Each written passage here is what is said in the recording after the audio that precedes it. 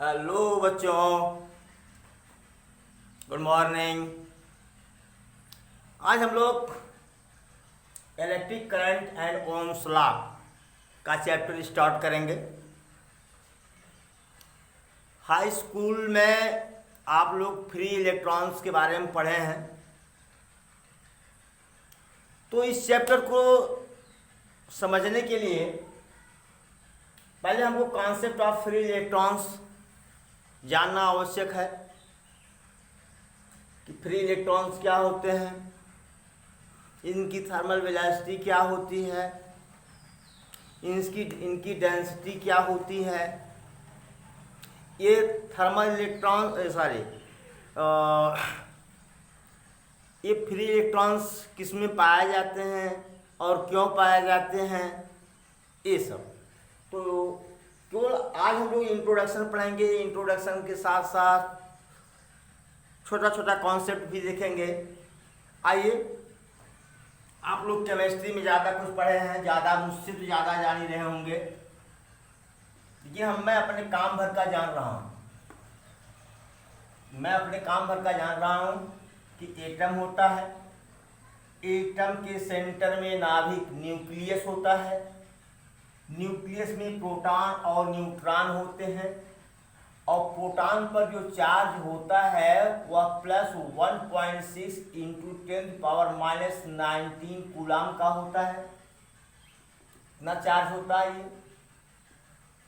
और न्यूट्रॉन पर no charge, ये न्यूट्रल पार्टिकल है, इस पर कोई आवेश नहीं होता, ये उदासीन कण है।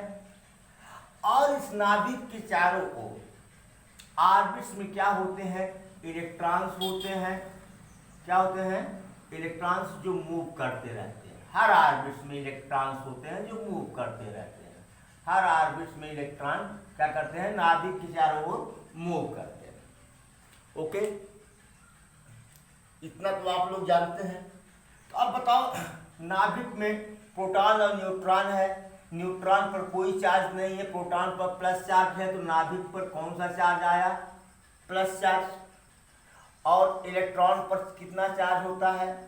-1.6 × 10⁻⁻19 कूलम ये चार्ज होता है इस पर ना। अब ये प्लस ये माइनस, इसमें फोर्स ऑफ अट्रैक्शन काम करेगा,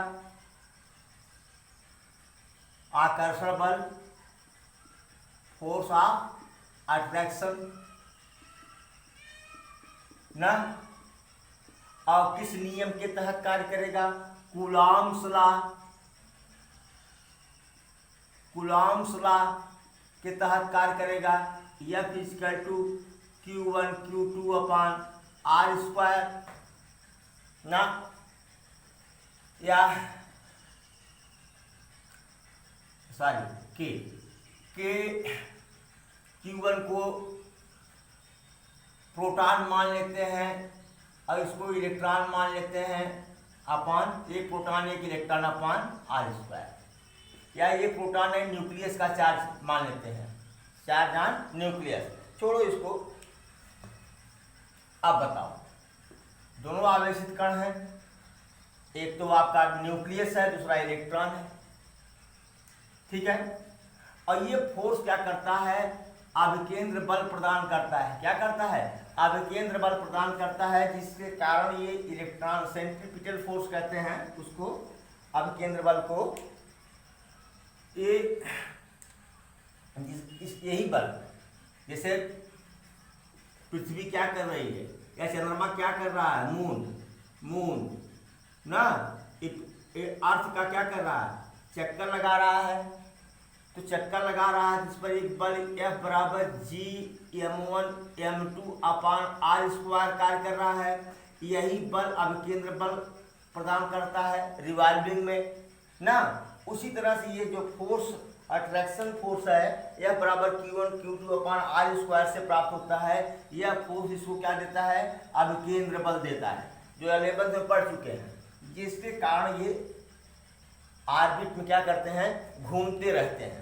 ओके, अब इसमें हम सबसे की बात नहीं करेंगे, KLML ना, ये सब बात हम नहीं करेंगे, ठीक है। अब बताओ, जैसे जैसे न्यूक्लियस से इस ऑर्बिट की दूरी बढ़ेगी, जैसे जैसे अगर आर इंक्रीज करेगा, आर का मान बढ़ेगा, तो यह क्या करेगा, डिक्रीज करेगा ना, फोर्स का मान क्या होगा, घटेगा। आर का मान बढ़ने पर फोर्स क्या करेगा, घटेगा। तो जो आउटर मोस्ट ऑर्बिट है बेटा, उस पर फोर्स क्या होगा, कम होगा। क्या होगा, कम, आउटर मोस्ट इलेक्ट्रॉन में। वैसे भी आप एक बात जान लीजिए कि मेटल में ही धातु में ही फ्री इलेक्ट्रॉन्स पाए जाते हैं। ज्यादातर धातु में ही फ्री इलेक्ट्रॉन्स पाए जाते हैं।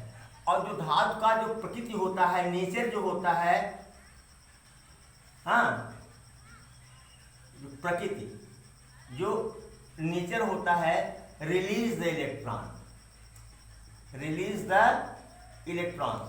इलेक्ट्रॉन्स को त्यागना ना। धातु की एक प्रकृति होती है इलेक्ट्रॉन को त्यागना, मैंने धातु में इलेक्ट्रॉन त्यागने की क्या होती है, प्रवृत्ति होती है, नेचर होता है। ठीक है, किसकी बात मैं कर रहा हूं, मेटल की, धातु की बात मैं कर रहा हूं। और एक बात, इसका तो नेचर पहले से ही है कि इलेक्ट्रॉन को हटाओ और स्टेबल बन जाओ। जैसे कॉपर है, कॉपर अगर 2 इलेक्ट्रॉन का त्याग कर देता है तो क्या होता है, अस्थायी हो जाता है, ऑक्टेट रूल पूरा करता है, अस्थायी हो जाता है। ठीक है, तो ये इलेक्ट्रॉन त्याग करके अस्थायी बनना चाहते हैं। वैसे भी हमने कहा कि इसका जो आउटर मोस्ट ऑर्बिट है, इस आउटर मोस्ट ऑर्बिट मतलब सबसे बाहरी कक्षा में इलेक्ट्रॉन पर लगने वाला फोर्स बहुत कम होता है।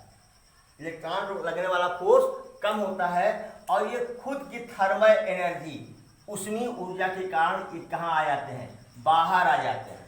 कहाँ आते हैं, बाहर आते हैं। जब ये बाहर आ गए तो क्या हुआ, जरा देखिए पहले। तो जो आपका ये एटम है, इसमें से एक इलेक्ट्रॉन निकल गया, तो ये पॉजिटिवली चार्ज आ गया। इस पॉजिटिवली चार्ज एटम को अब क्या कहेंगे, आयन। क्या कहेंगे, आयन। और कौन सा आयन, एनायन, धनायन। क्या है, हो गया ये धनायन हो गया ये। और इलेक्ट्रॉन तो चला आया बाहर। इलेक्ट्रॉन कहाँ चला आया, बाहर। ठीक है, शायद इस प्रकार के एटम को कर्नल कहते हैं। वो मिलिट्री वाला कर्नल नहीं, KERNEL, कर्नल भी एक वर्ड दिया है कुछ किताब में। लेकिन हम यहाँ पर एनायन ही कहेंगे या आयन ही कहेंगे। ठीक है, पॉजिटिव आयन, धनात्मक धन आयन। ठीक है, अब ये इलेक्ट्रॉन, इस इलेक्ट्रॉन क्या कहेंगे, फ्री इलेक्ट्रॉन। क्या कहेंगे, फ्री इलेक्ट्रॉन,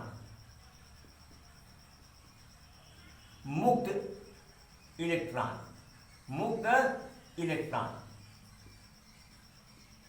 ओके बेटा, ये मुक्त इलेक्ट्रॉन कहेंगे। अब ये मुक्त इलेक्ट्रॉन जो होते हैं वो इंटरमॉलिक्यूलर स्पेस में,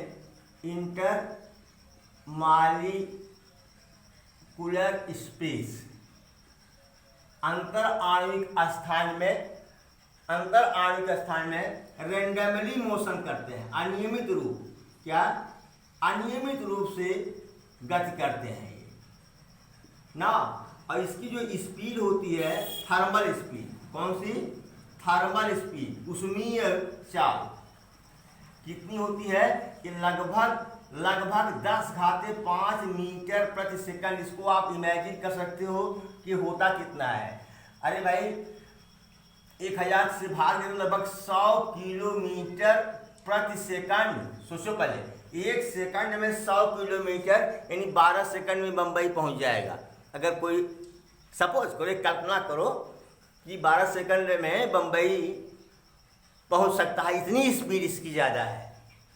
ठीक है, तो इन पॉइंट टू बी नोटेड क्या, कि thermal speed of free electron is what, 10⁵ metre per second. और इसका इलेक्ट्रॉन डेंसिटी कितना होता है, इलेक्ट्रॉन डेंसिटी जो मुझे याद है शायद 10⁻⁴ -29 जो electron density in metal means conductor में ये अप्रॉक्स होता है लगभग 10⁻29 पर मीटर क्यूब। एक घन मीटर में लगभग 10⁻29 फ्री इलेक्ट्रॉन्स होते हैं। 10⁻29 फ्री इलेक्ट्रॉन्स होते हैं। ठीक है, चलिए भाई इतना तो आपने नोट कर लिया। आप मैं पढ़ाता जा रहा हूँ, आपकी जो समझ में आए उसको आप नोट करते जाएं। इसका कोई थ्योरेटिकल पोर्शन नहीं दूंगा, न तो इसका थ्योरेटिकल पोर्शन एग्जाम में आएगा। अब आएगा जरा इसी कहानी और देखिए। ये थर्मल वेलोसिटी कारण हो क्या रहा है। सपोज करो कि कोई मेटल है, ठीक है, कोई मेटल है, ये मान लो ये सब आयन है। क्या है? ये सब आयन है जिसमें से इलेक्ट्रॉन निकला हुआ है, आयन है। केवल आयन की बात कर रहा हूं, वैसे भी और अन्य चीजों से भी ये टकराते हैं। ठीक है, ऐसे एक इलेक्ट्रॉन का जरा देखो, एक इलेक्ट्रॉन की बात मैं कर रहा हूं, एक इलेक्ट्रॉन की बात मैं कर रहा हूं, एक इलेक्ट्रॉन का को जरा समझो। अगर ये इलेक्ट्रॉन यहां गया तो इससे टकराएगा। वैसे भी कोलिजन, टकराना मतलब कोलिजन करेगा या कोलाइड करेगा। क्या करेगा? कोलाइड करेगा। तो कहने का मतलब टकराएगा। यहाँ पर ध्यान देने की बात है कि ये गैसियस मॉडल पर आधारित है। जैसे आप लोग केमिस्ट्री में पढ़े होंगे, फिजिक्स में भी 11th में पढ़ाया गया कि ये वास्तव में इनका फिजिकल कांटेक्ट नहीं होता, संपर्क नहीं आते। लगभग जहाँ तक मुझे याद है कि 10⁻⁻15 मीटर की दूरी से इसमें रिपल्सन चालू हो जाता है, और क्या होते हैं, वो अपना डायरेक्शन बदल देते हैं। वास्तव में ऐसे टक्कर नहीं होता, जाते हैं जैसे यहाँ जब पहुंचा, ये अट्रैक्ट करेगा इसको। क्या करेगा? ये प्लस माइनस क्या करेगा? ये अट्रैक्ट करेगा, लेकिन वास्तव में इसका कांटेक्ट हो नहीं पाता। जब इस ऑर्डर की डिस्टेंस आती है तो वहीं से रिपल्सन चालू हो जाता है। अब ये क्या करते हैं कि अपना डायरेक्शन क्या किया, ये चेंज कर दिया।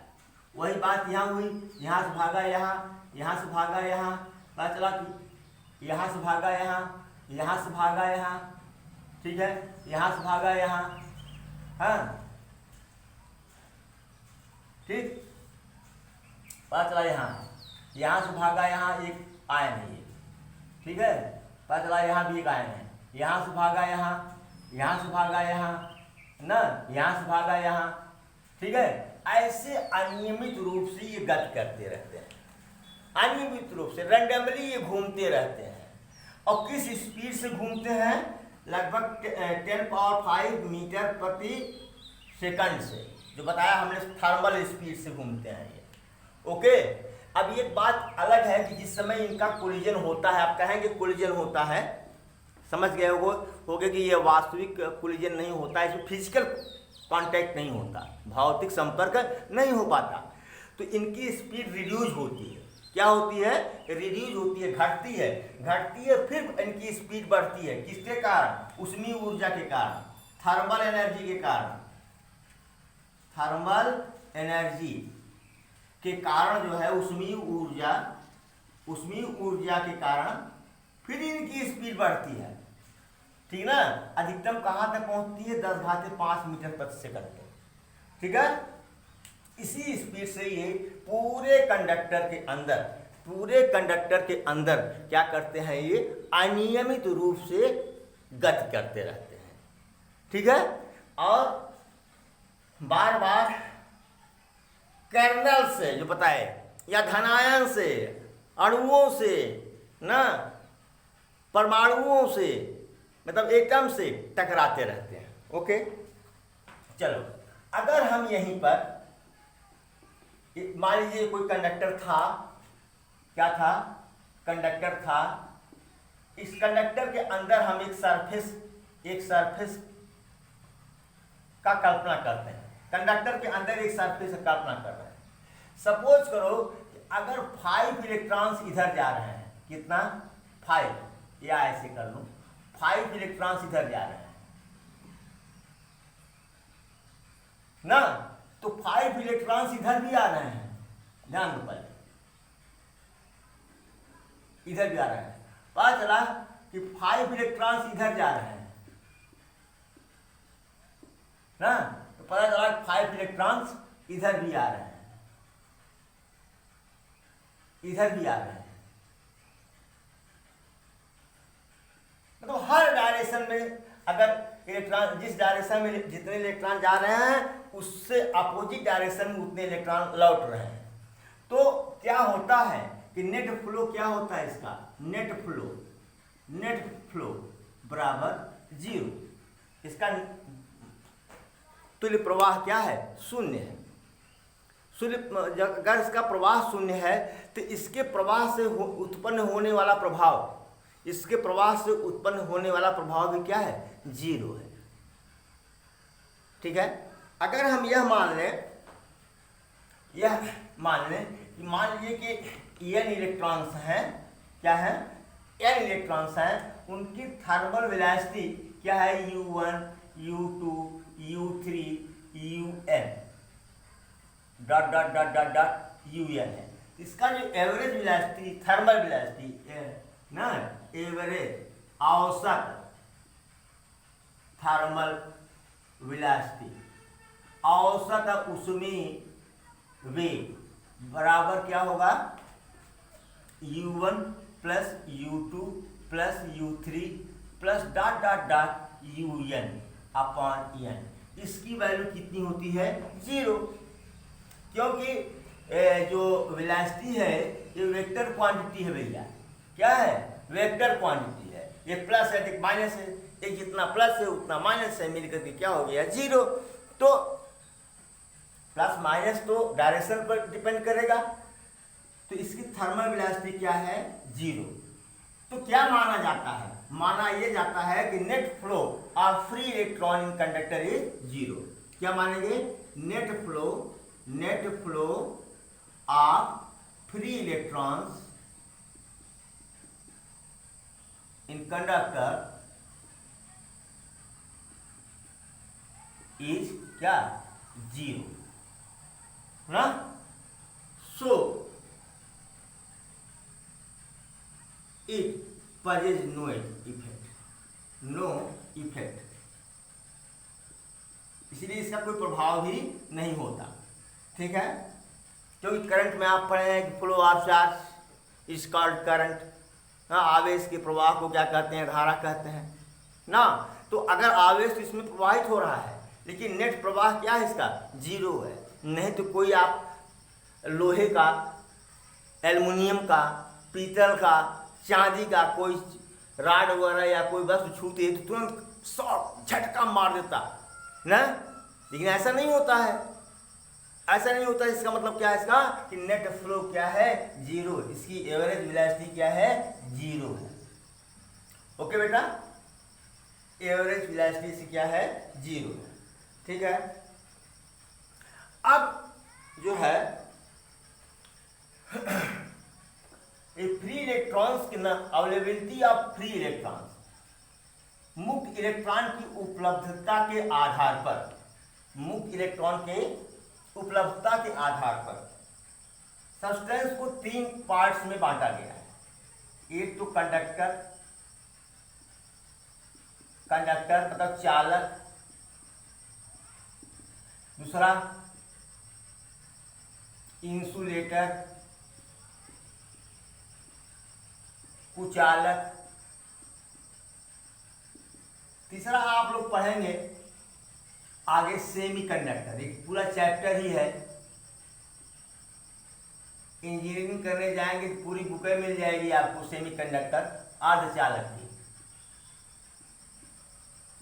अर्धचालक की। मॉडर्न फिजिक्स में बहुत बड़ा रोल है इसका, बहुत बड़ा रोल है सेमीकंडक्टर का। इसमें क्या होता है टू मच, बहुत ज़्यादा, टू मच फ्री इलेक्ट्रॉन्स, हाँ, मतलब पर्याप्त फ्री इलेक्ट्रॉन्स होते हैं, मुक्त इलेक्ट्रॉन्स होते हैं, इसमें पर्याप्त मुक्त इलेक्ट्रॉन्स होते हैं। इसमें no are very less, no are very less free electrons. कुछ इंसुलेटर में या तो फ्री इलेक्ट्रॉन्स होते ही नहीं है, या बहुत कम मात्रा में न के बराबर इनकी संख्या होती है। लेकिन इंसुलेटर क्या है, इसको हमने कहा कि एक टॉपिक ही हमारा है, इसको हम लोग पढ़ेंगे। इंसुलेटर कहता है कभी राम बन के कभी श्याम बन के चले आना प्रभु जी चले आना।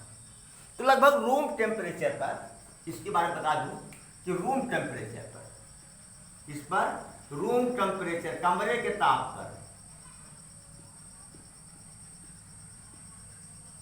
ये क्या होता है, इंसुलेटर होता है। क्या होता है, लेकिन अगर इसका ताप इंक्रीज कर दें, इंक्रीजिंग टेम्परेचर, अगर जब ये टेम्परेचर इसका जब अगर हम बढ़ा देते हैं, ये कंडक्टर का काम करता है। क्या, कंडक्टर का काम करता है, सेमी कंडक्टर है ये। इंसुलेटर और कंडक्टर के बीच की चीज है। और जब सेमी कंडक्टर की खोज हुई तो एकदम पूरी फिजिक्स ही हमारी बदल गई, पूरी दुनिया ही हमारी बदल गई। आज हम लोग जो छोटे मोबाइल लेके चल रहे हैं, या एलईडी टीवी लेके चल रहे हैं, पतली पतली टीवी नहीं, इतनी बड़ी भड़कम टीवी होती थी ना, तो ये किसका देन है, सेमी कंडक्टर का देन है। पढ़ेंगे हम लोग डिटेल में, हम उस पर नहीं जाते हैं, ठीक है। तो नोट करें प्लीज, जितना कुछ आप कर सकते हैं, शायद कुछ इसके बाद आता है आपका, इसमें नोट कर लीजिए, इसको लिखा देता हूं।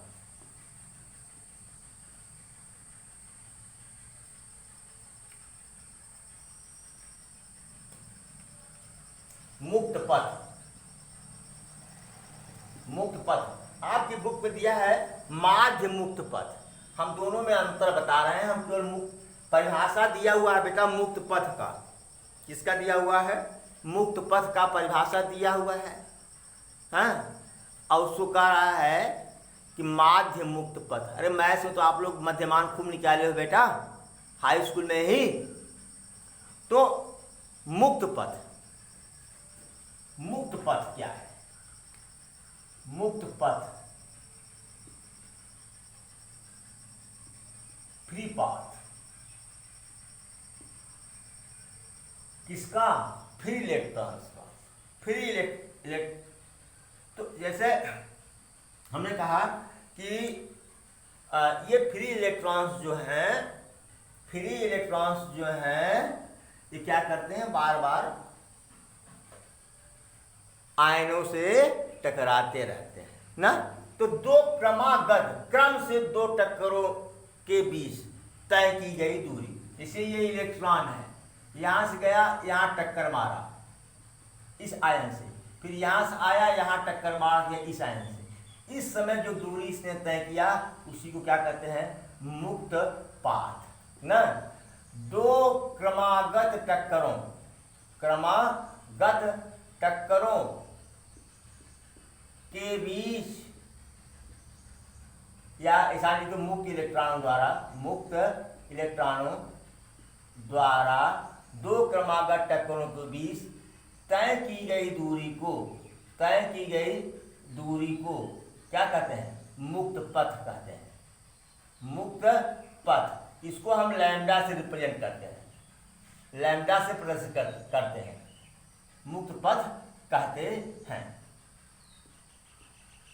इंग्लिश मीडियम लिखें, distance travelled by free electron, distance travelled by free electrons in या बिटवीन टू सक्सेसिव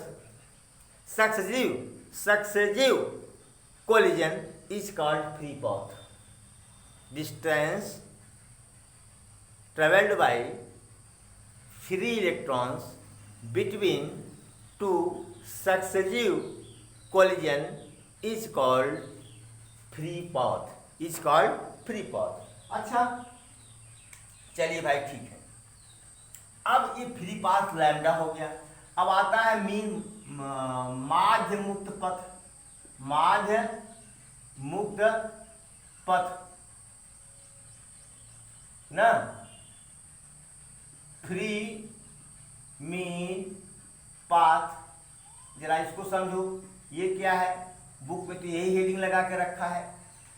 अब देखो ये एक इलेक्ट्रॉन था, ध्यान दो, ये एक इलेक्ट्रॉन था आपका, गया यहाँ टकराया आयन से, फिर आया यहाँ टकराया, मान लो ए बी सी, तो लैम्डा बराबर, मान लो लैम्डा 1 बराबर क्या हुआ, A B plus B C हो गया, इसी कोई वैल्यू हो गई। मान लीजिए हम दूसरा इलेक्ट्रॉन लेते हैं, दूसरा इलेक्ट्रॉन लेते हैं, ये बेचारा गया यहाँ, थोड़ा सा ज़्यादा दूर टकराया, ठीक है, फिर आया यहाँ पी क्यू आर, तो इसका मुक्त पाथ, इसका मुक्त पाथ, दोनों में अंतर है कि नहीं? ये जरूरी नहीं कि हर इलेक्ट्रॉन का मुक्त पाथ सेम होता है, नहीं नहीं नहीं, अलग अलग होता है। हर इलेक्ट्रॉन का मुक्त पाथ क्या होता है, अलग अलग होता है। या एक ही इलेक्ट्रॉन का दो क्रमागत टक्करों के बीच की दूरियां क्या होती हैं, अलग अलग होती हैं। जरूरी नहीं है कि दो क्रमागत टक्कर में एक बार में अगर 5 सेंटीमीटर की डिस्टेंस तय किया सपोज करो, तो दूसरी बार में भी ये फिर दो क्रमागत टक्करों में, जैसे सपोज करो यहाँ से यहाँ तक आया, ये बराबर हमने मान लिया 5 सेंटीमीटर, फिर मान लीजिए कि यहाँ टक्कर मारा, फिर यहाँ टक्कर मार दिया, यहाँ टक्कर मारा, फिर यहाँ टक्कर मार दिया, तो अगर ये वाला अगर 5 सेंटीमीटर है, तो ये जरूरी नहीं है कि ये वाला भी 5 सेंटीमीटर हो, ये वाला भी क्या हो 5 सेंटीमीटर, पता चला कि 7 सेंटीमीटर है, क्या है 7 सेंटीमीटर है। तो जो लैम्डा का मान है वो कांस्टेंट नहीं है, वो क्या है, कांस्टेंट नहीं है, समझ में आया? तो समझ आ गया होगा आपको कि ये जो माध्य, ये जो मुक्त पथ है, ये फ्री पाथ जो है, ये कांस्टेंट नहीं है, ये बदलता रहता है। हर टू सक्सेसिव कोलिजन के बाद इसकी वैल्यू चेंज हो जाती है, सेम भी रहती है, बदलती भी रहती है। तो माध्य मुक्त पथ क्या होगा, लैम्डा एवरेज औसत, लैम्डा औसत बराबर क्या होगा, lambda 1 plus lambda 2 plus lambda 3 plus dot dot dot lambda n upon n। समझ में आया? ये क्या हुआ, यह माध्य मुक्त पथ हुआ। हाँ, इलेक्ट्रॉनों के सभी मुक्त पथों का औसत जो होता है वो माध्य मुक्त पथ कहते हैं। चलिए इसके बाद आता है रिलैक्सेशन टाइम।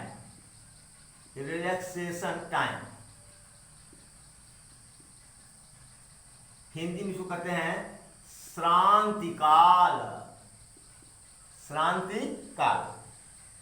ओके, श्रांतिकाल क्या है? श्रांतिकाल क्या है, जैसे देखिए पहले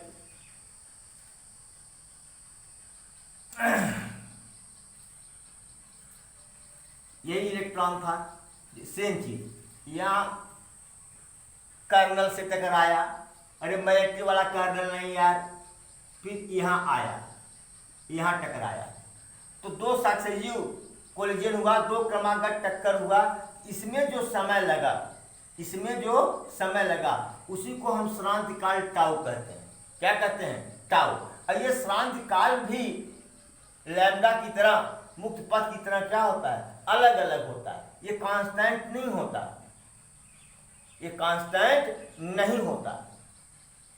ठीक है, यह भी कांस्टेंट नहीं होता, ठीक है। अब भाई दो नजदीक आयनों से टकराया तो श्रांतिकाल कम, और दो दूर आयनों से टकराया तो श्रांतिकाल ज्यादा ना। इसकी डिफिनेशन क्या बन रही है बेटा कि दो क्रमागत टक्करों मुक्त इलेक्ट्रॉनों द्वारा मुक्त इलेक्ट्रॉनों को दो क्रमागत टक्करों में लगे समय को श्रांति काल कहते हैं। Time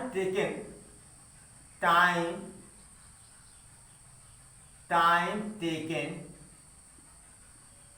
bye A free electrons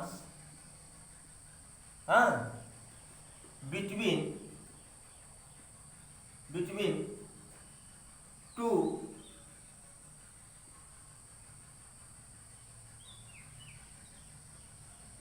successive collision is called relaxation time। Relaxation time मैं बोल रहा हूँ, आप लोग लिख भी सकते हैं। किसी मुक्त इलेक्ट्रॉन द्वारा ना दो क्रमागत टक्करों के बीच लिया गया समय या दो क्रमागत टक्करों में लगा समय ना, उसे क्या कहते हैं हम? रिलैक्सेशन टाइम, श्रांति काल कहते हैं। इसका भी मीन निकलता है tau average by tau 1 plus tau 2 plus tau 3 upon tau n plus tau n upon n। मैं मान ही नहीं सकता। अगर ये फ्री 5 अलग अलग है तो ये टाउ का मान भी क्या होगा, रिलैक्सेशन टाइम का मान भी क्या होगा, अलग अलग होगा। रिलैक्सेशन टाइम का मान क्या होगा, अलग अलग होगा। ठीक है। और मैं एक चीज ये बता रहा हूँ, ये जो लैम्डा होता है ये 10⁻⁹ मीटर के ऑर्डर का होता है लैम्डा। और ये जो टाउ होता है, रिलैक्सेशन टाइम टाउ जो होता है ये 10⁻⁴ सेकंड के ऑर्डर का होता है। रिलैक्सेशन टाइम किस ऑर्डर का होता है? 10⁻⁴ सेकंड का। और ये मुक्त पथ की लंबाई कितने ऑर्डर की होती है? 10⁹ मीटर के कोट की होती है। ऑर्डर माने quote, order means quote, order means quote. तो मुक्त पथ की लंबाई कितनी होती है? 10⁹ मीटर के कोट की होती है। श्रांति काल कितना होता है? 10⁻⁴ सेकंड के कोट क्या होता है। ठीक है, नोट इट प्लीज। चलिए देखते हैं ड्रिफ्ट वेलोसिटी, अनुगमन वेग किसका? फ्री इलेक्ट्रॉन्स का। ड्रिफ्ट वेलोसिटी, जैसे मान लीजिए कंडक्टर है, जब हम इसको सेल से जोड़ देंगे तो आपको पता है कि जो फ्री इलेक्ट्रॉन्स हैं, मान लीजिए प्लस चार्ज है, प्लस चार्ज है, माइनस चार्ज है, तो एक्सटर्नल इलेक्ट्रिक फील्ड क्या होगी? Plus charge to minus charge इधर होगी। और ये इलेक्ट्रॉन जो है, इलेक्ट्रॉन पर F बराबर जो है माइनस ई, F बराबर ई, एक फोर्स लगता है। अगर इसको वेक्टर फॉर्म में रखेंगे, भाई F बराबर क्यू ई, क्यू तो यहाँ इलेक्ट्रॉन हो गया, तो माइनस ई। ठीक है, वेक्टर फॉर्म में ऐसा लिखते हैं। ये फोर्स किधर लगता है? इन अपोजिट, यहाँ माइनस साइन बता रहा है कि इलेक्ट्रिक फील्ड के अपोजिट डायरेक्शन, इलेक्ट्रिक फील्ड के अपोजिट डायरेक्शन में। तो अपोजिट डायरेक्शन में ये मूव करते हैं। ठीक है, मूव करेंगे किस स्पीड से? अपने थर्मल स्पीड से 10⁵ मीटर पर सेकंड, 100 किलोमीटर प्रति सेकंड से ये चलेंगे। ओके, लेकिन जब ये चलेंगे तो क्या होगा? ये बारंबार again and again, this is, ध्यान दो पहले, ये इलेक्ट्रॉन यहाँ से चला, यहाँ टकराया, यहाँ टकराया, यहाँ गया, यहाँ गया, यहाँ आया, यहाँ गया, यहाँ आया, यहाँ गया। सपोज करो यहाँ से शुरू हुआ था, ये इनिशियल पॉइंट है, ये फाइनल पॉइंट है।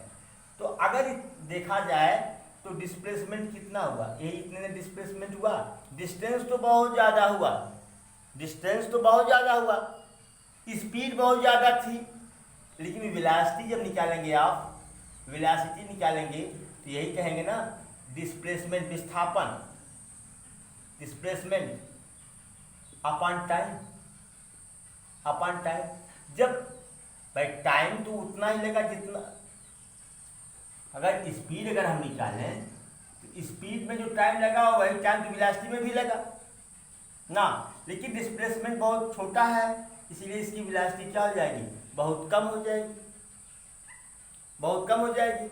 और इस कम वेलोसिटी को क्या कहते हैं, ड्रिफ्ट वेलोसिटी, क्या कहते हैं, अनुगमन वेग कहते हैं, ड्रिफ्ट वेलोसिटी, अनुगमन वेग। इसकी वैल्यू होती है 10⁻⁴ मीटर पर सेकंड। ये कांस्टेंट मानी जाती है, इसको क्या कांस्टेंट मानी जाती है, नियत मानी जाती है, ठीक है। तो यहाँ पर लिखा है हमने को when we connect a conductor from a battery the free electrons move in opposite direction of external electric field with thermal velocity 10⁵ metre per second, but due to the collision they cover very small displacement in long time interval, so their velocity become very small. This small and constant velocity is known as drift velocity. Its value is 10⁻⁴ meter per second और Vd is equal to 10⁻⁴ meter per second.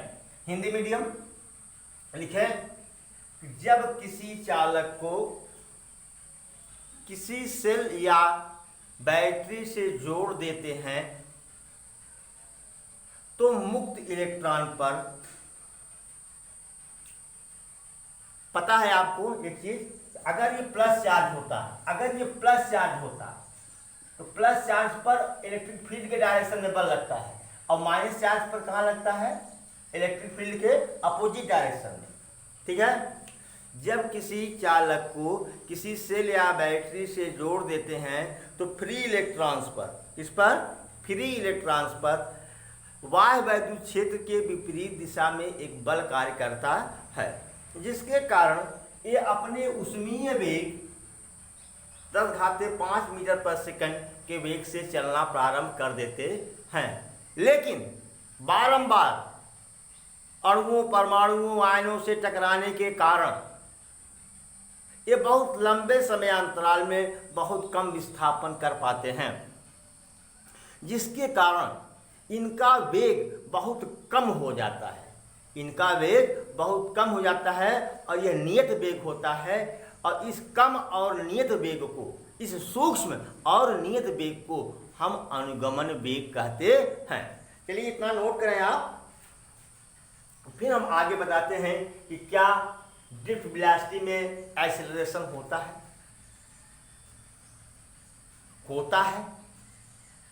कि नहीं होता। एक चीज, drift velocity अनुगमन वेग का formula क्या है, इलेक्ट्रिक फील्ड के टर्म में और पोटेंशियल के टर्म में। अब तो यहाँ पर हम लोग अभी आगे हम बताएंगे कि जब स्थिर आवेश लिए थे तब तो वहाँ हम इलेक्ट्रिक फील्ड, पोटेंशियल सब पढ़े थे।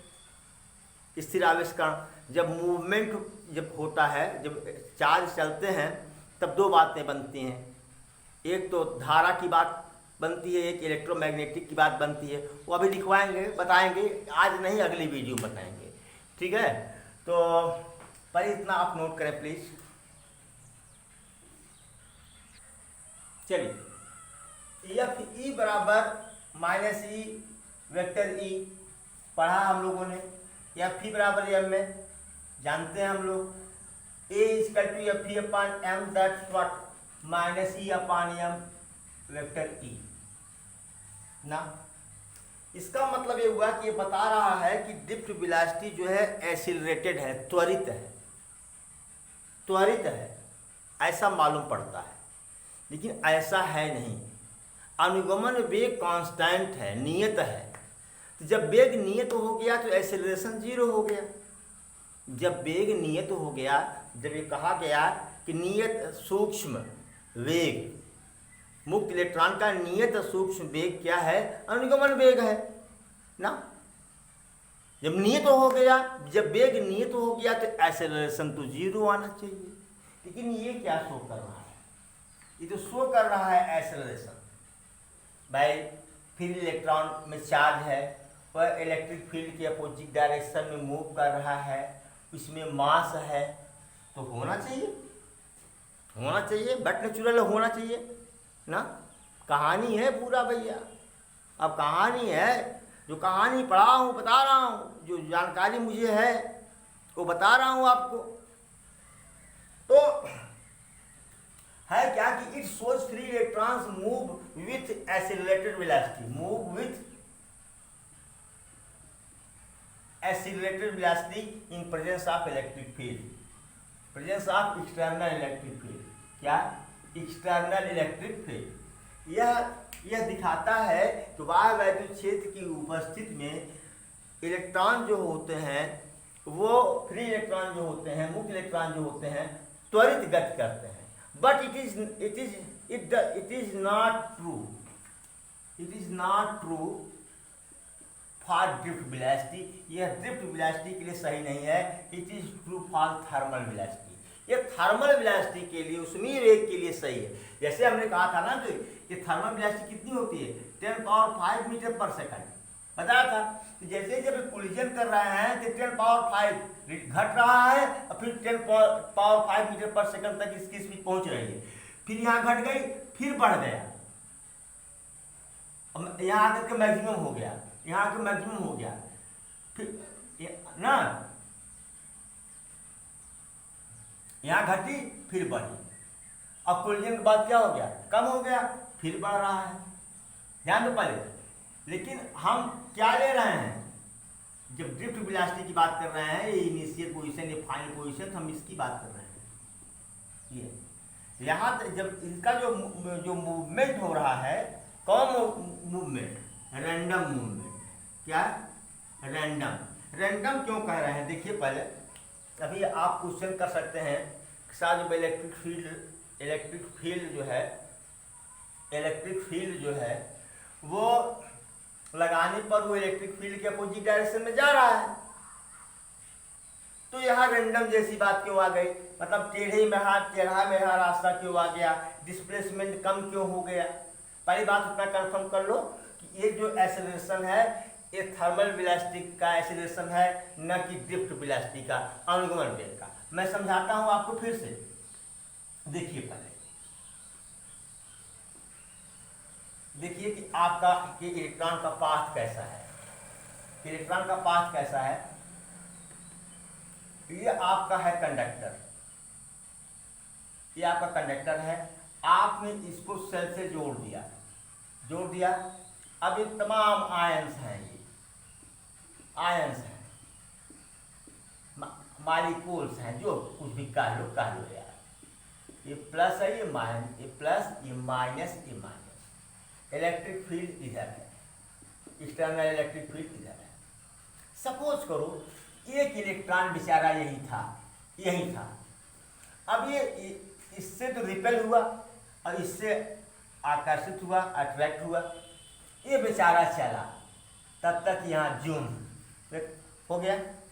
फिर बेचारा आया यहाँ, जरा देखो पहले, बेचारा आया यहाँ, फिर बेचारा आया यहाँ, फिर यहाँ, देखो पहले जा रहा है बेचारा, लेकिन हमेशा बढ़ने की कोशिश कर रहा है। किधर बढ़ने की कोशिश कर रहा है, फिर टकराया, फिर गया बेचारा, फिर आया, फिर गया, फिर ऐसे निकल गया। जरा देखो कितना डिस्टेंस इसने कवर किया थर्मल वेलोसिटी से। लेकिन जब हम डिस्प्लेसमेंट लेंगे, ये पूरी दूरी तो जोड़ेंगे नहीं भैया, जोड़ेंगे पूरी दूरी, ये दूरी तो जोड़ेंगे नहीं। अब हम डिस्प्लेसमेंट हम यहाँ से लेकर के सपोज करो यहाँ तक का ले लेंगे, और दूरी तो बहुत ज़्यादा होगी। तो ये जो डिस्प्लेसमेंट है, इस डिस्प्लेसमेंट के लिए क्या करेंगे, डिस्प्लेसमेंट अपॉन टाइम करेंगे, तो क्या निकलेगा, ड्रिफ्ट वेलोसिटी। तो ड्रिफ्ट वेलोसिटी में एक्सेलरेशन नहीं है, एक्सेलरेशन किसमें है, थर्मल वेलोसिटी में। ठीक है, तो ये सब के सब इलेक्ट्रॉन, जितने भी इलेक्ट्रॉन्स हैं, सब पॉजिटिव टर्मिनल की तरफ आएंगे यहाँ पर, लेकिन टेढ़े मेढ़े रास्तों से होते हुए आएंगे। न कि स्ट्रेट आएंगे। स्ट्रेट कैसे आएंगे भैया, खाली मैदान तो है नहीं, खाली मैदान में चल दिए, बीच में टक्कर हो रहा है बेचारों का, रास्ता बदला, डायरेक्शन चेंज हो रहा है, रास्ता बदल उठ रहा है, बदल रहा है, तो स्ट्रेट तो चल नहीं पा रहे हैं। अगर स्ट्रेट चलते तब तो एक्सेलरेशन होता। जिसे अब पता चला कि एकदम वैक्यूम है, क्या ये वैक्यूम है, वैक्यूम में आपने लगा सपोज दैट कुछ है नहीं, कुछ है ही नहीं इस इलेक्ट्रॉन को चलने के लिए, बीच में कोई रुकावट नहीं है, तब तो ये एक्सेलरेटेड मोशन होता है।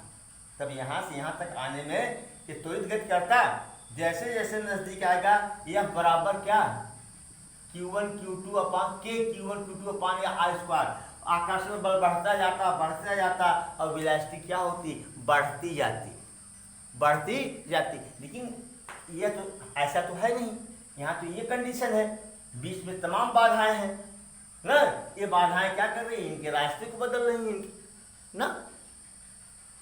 तो ड्रिफ्ट वेलोसिटी में अनुगमन वेग जो होता है वह त्वरण रहित होता है, उसमें एक्सेलरेशन नहीं होता।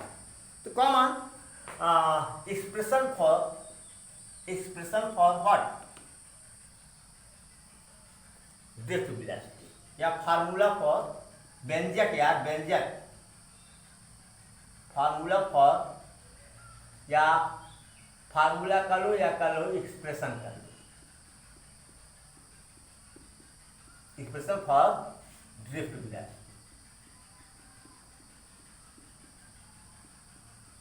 चलो भाई, expression for drift velocity, okay.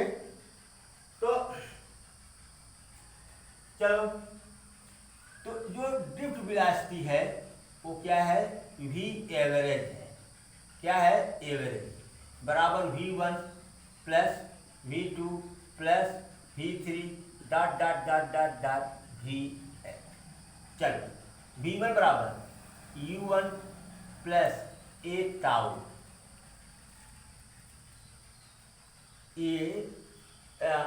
Sorry इसमें एक्सेलरेशन लगेगा ना, एक्सेलरेशन लगेगा a टाउ 1, V2 क्या हो जाएगा, U2 plus a tau 2 plus U3 plus a tau 3, V बराबर U प्लस ए टी लगा रहा हूँ, plus dot UN plus a tau n। ठीक है, चलो भाई, U1 plus U2 plus U3 plus dot UN। अच्छा सॉरी बेटा, अपानियन करेंगे, एवरेज की है ना अपानियन, पूरे अपान n, इसका भी अपानियन हो जाएगा, प्लस ए कॉमन ले लिया, tau 1 plus tau 2 plus tau 3 plus dot tau n अपान n। एक तो निकाले थे हम लोग, ये कितना हो जाएगा, 0, एवरेज वेलोसिटी क्या इसकी 0, ए प्लस ए टाउ मीन निकल गया ये।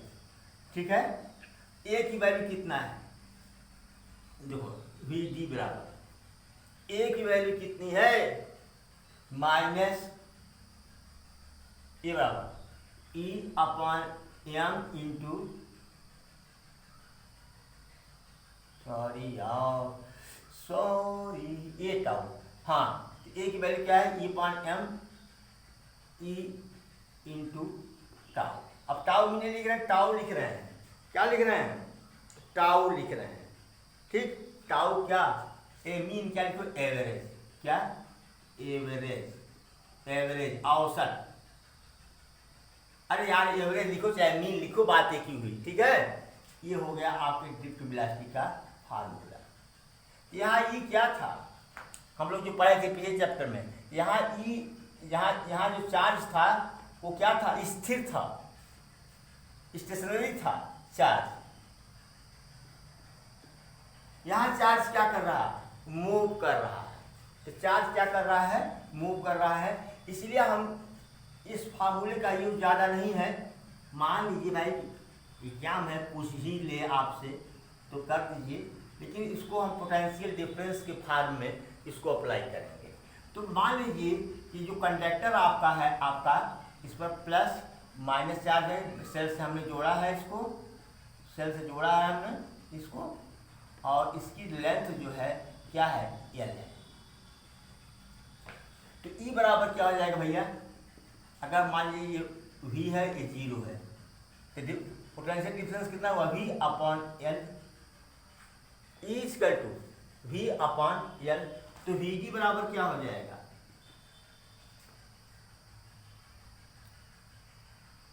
अब देखो माइनस ई, ध्यान दीजिए, अपॉन एम, ई को जो वी अपॉन एल। अब चूंकि पोटेंशियल आ गया, इसमें क्या आ गया, पोटेंशियल डिफरेंस आ गया।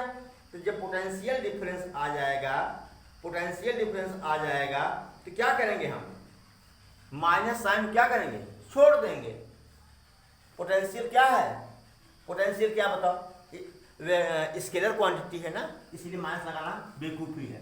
ये बराबर हो जाएगा का E V upon M L, यानी वी डी बराबर क्या हो गया, E V upon M L, E V upon M L. अरे tau tau tau tau tau tau tau average कहाँ गया यार, tau average, tau average, tau average, ये रहेगा भैया, इसको मत छोड़ना मेरे लाल। टाउ एवरेज ना श्रांतिकाल है ये, इसकी टाउ, ये टाउ एवरेज कितना है, 10⁻⁻⁴ सेकंड के ऑर्डर का है ये, ठीक है ना, दिख रहा है कि नहीं यार, हाँ दिख तो रहा है, तो इसको नोट कर लें प्लीज, ठीक है। कभी कभी क्या होगा, देता तो नहीं है, कभी कभी क्या क्या दे देता है आपको कि ये लैम्डा मीन की वैल्यू देता है, क्या, लैम्डा मीन, और टाउ मीन की वैल्यू देता है, कहता ड्रिफ्ट वेलोसिटी, तो यही करेंगे भैया ना, lambda mean upon tau mean. अगर सपोज करो कि ऐसा आ गया तो लगा देना, वैसे ऐसे क्वेश्चन मिलते नहीं, ऐसे क्वेश्चन मिलते नहीं हैं, एक कार्नर में इसको बेचारे को छिपा के रखो कि drift velocity lambda M upon tau M भी होता है, लैम्डा एम अपॉन, ठीक है। तो एक चीज आप बताओ हमको कि इलेक्ट्रॉन, अब तो क्लास में तो हो नहीं, जिसे हमने यहाँ पर देखा, नोट कर लो प्लीज, इसको नोट कर लीजिए वीडियो पोस्ट करके।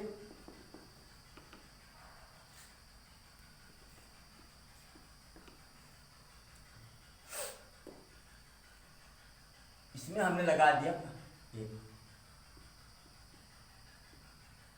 माइनस प्लस वी, इसको 0 मान लिया, यहाँ वी है, यहाँ पर क्या है, 0 है, इलेक्ट्रिक फील्ड ऐसे है, इलेक्ट्रॉन ऐसे मूव कर रहा है। तो इलेक्ट्रॉन कैसे मूव करता है भैया, lower potential to higher potential, याद रखना, electron moves from lower potential to higher potential.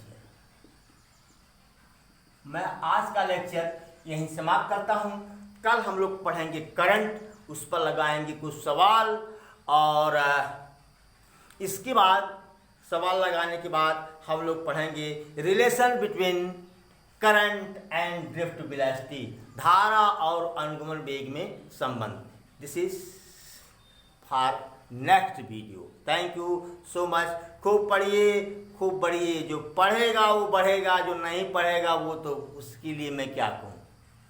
पढ़ते 10-20 हो, ठीक है, बहुत पढ़ते हो यार, वो भी 10-20 सिर्फ मेरे विद्यालय के नहीं बच्चे, और कुछ बच्चे ऐसे हैं, मैं देख रहा था एक दिन एनालिसिस में, तो मेरा चैनल सब्सक्राइब नहीं किए हैं, पढ़ते हैं लेकिन चैनल मेरा सब्सक्राइब नहीं किए हैं। उनसे अनुरोध है मेरा चैनल सब्सक्राइब कर लें भाई, अगर पढ़ रहे हैं तो सब्सक्राइब करने में कौन सी उनका बेइज्जती हो रहा है, या मोबाइल पे कौन सा लोड पड़ रहा है।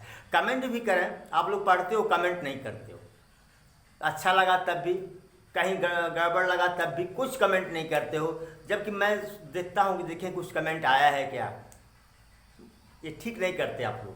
कुछ ज़रूर कमेंट लिखा करिए, अच्छा लगा कि नहीं अच्छा लगा, जो भी है, कहाँ अच्छा नहीं लगा, क्या प्रॉब्लम हुई आपको, उसको आप लिखिए, मैं उसको इम्प्रूव करूँगा। ऐसा नहीं है कि आप कह देंगे सर अच्छा नहीं लगा, तो भाई अच्छा नहीं, कहाँ नहीं अच्छा लगा, क्या नहीं अच्छा लगा, हमारी कमियों को बताओ, हमारी कमियों को बताओ कि मैं सुधारूंगा उसको आपके लिए, मैं भी सुधरूंगा। मैं उसमें का अध्यापक नहीं हूँ कि आप कह देंगे सर ये चीज़ ऐसा तो मुझे बुरा लग जाएगा। नो, मैं खुश होऊंगा कि ये कमी है मेरे में, उसको सुधारूंगा। जब मैं उसको सुधारूंगा तो आपको लाभ मिलेगा। Thank you so much.